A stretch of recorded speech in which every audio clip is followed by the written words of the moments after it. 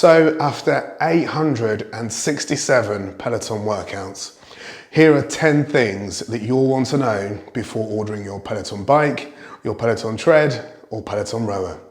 Let's get cracking. Number one, before you order your Peloton, it's important to reach out to any friends or family members that already have one. The reason being is you can ask them about their experience and they can then give you their referral code, which means you both get 100 to spend in the Peloton apparel shop. Now, it's really important you stay within the terms and conditions of the scheme. It needs to be a friend or family member that recommends you and not a handsome YouTuber. If you haven't got round to ordering your Peloton bike yet, but know that you will, just order it now because it's not coming tomorrow. It will take several weeks for your bike to arrive, or your tread, or your rower. Just get on with it. Don't forget, Peloton seem to always have a 30-day money-back guarantee on, so if you have been a bit hasty and you find out it's not for you, you can always just send it back.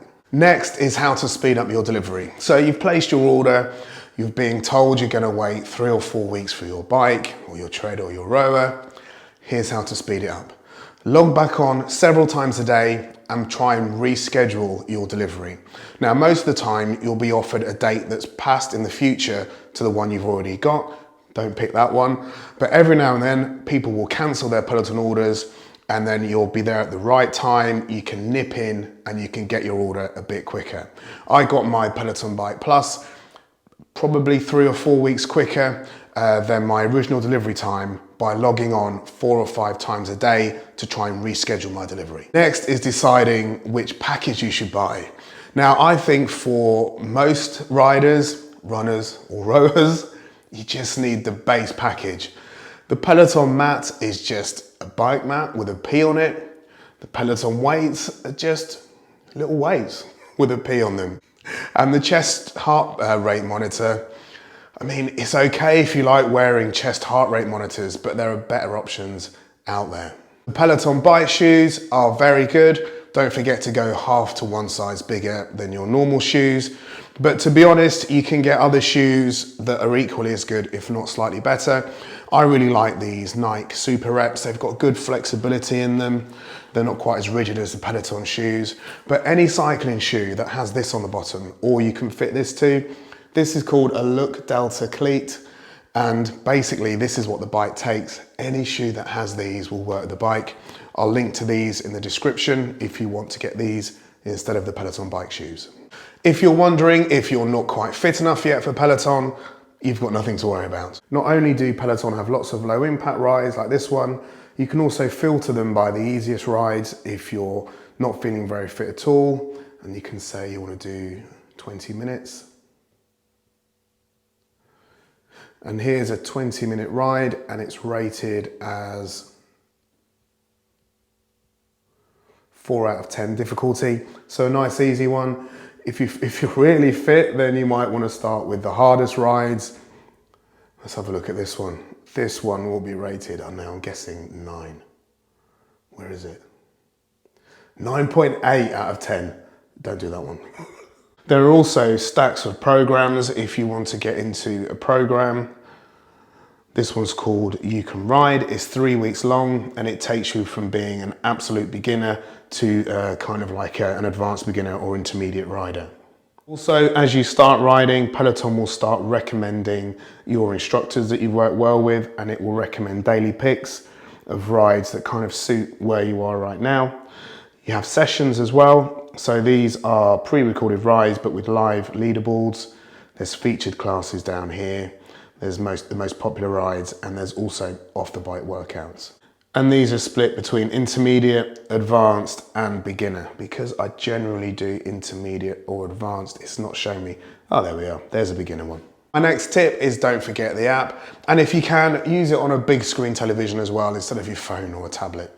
There is just so much on here. Strength, yoga, meditation. If you can't sleep, put a meditation on, and I've never got to the end of a sleep meditation.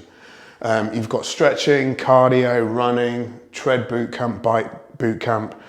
It's just stacked. Right now, I'm trying to roll my arms back to the 90s, and I'm doing Tunde's arm workout, and the whole program is just superb. If you find that you want to see yourself next to the trainer while you're working out, This is just the app. You can think about the Peloton guide, or you could just buy a mirror.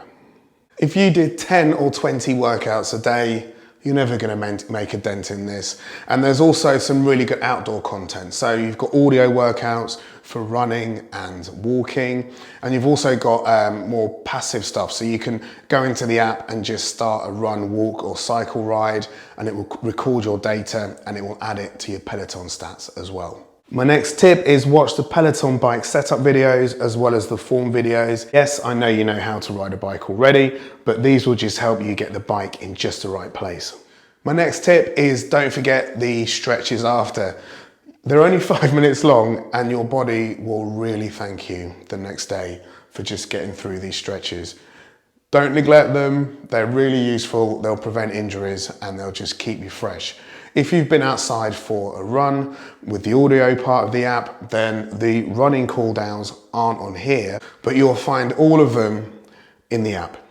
Next is yoga. Now, if you're a fan of yoga, then you are the person that I would like to be. But I do find it a little bit boring. But as you get older, it is just so important, and especially if you're riding a lot or running a lot as well, or rowing. So what I do is I do yoga every day, but I just pick a 10-minute class and I use that as the warm-up before getting on the bike. It means I get my yoga in, and it also means I'm warming my body up before training as well. Now, my last tip, and if you're still here, hi mum, is do you actually need a brand new Peloton bike or tread? It'd be hard to get a second-hand rower. Have a look at this bike. As you can see, it's in mint condition, a really good quality bike. It's really actually hard to tell if it's ever been used. It has been used because I've been using it. But I bought this bike second-hand and it was half the price of the Peloton Bike Plus if I'd bought it directly from Peloton. And if you think a second-hand Peloton bike or tread might work for you, it really is a buyer's market at the moment. You can watch that video here, or I'll link to it in the description, and it's also in my Peloton bike playlist. Well, I hope you found this video useful, and until next time, see you soon.